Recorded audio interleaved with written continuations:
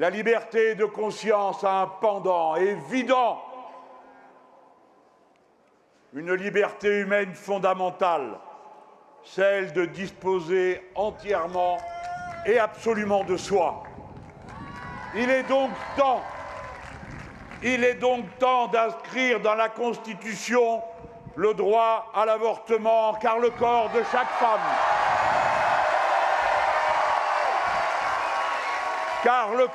chaque femme, lui appartient absolument et exclusivement.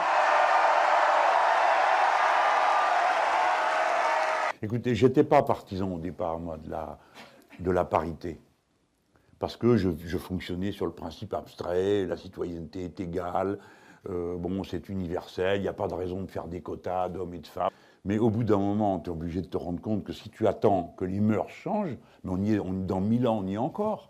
Donc il fallait bien qu'il y ait une loi qui a obligé la parité homme-femme dans les listes à la proportionnelle. Donc le parti que j'ai créé avec d'autres est paritaire. Bon, c'est pas si difficile que ça. C'est difficile au début. Puis après, au bout d'un moment, c'est le contraire qui paraît étrange. Quand vous êtes dans une salle où il n'y a que des hommes, bon, bah, il y a quand même toujours 3-4 personnes pour se regarder et dire bon, il manque quelqu'un, quoi. Ça va pas. 80% des CDD et des contrats de travail à temps partiel sont assumés par des femmes. 2/3 des salariés payés au SMIC sont des femmes.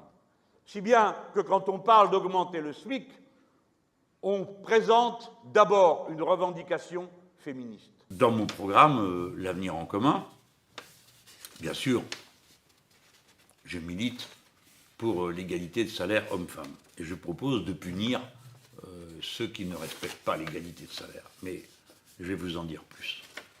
Si les femmes étaient payées au même niveau que les hommes, les cotisations sociales correspondantes à leur salaire seraient donc augmentées d'autant.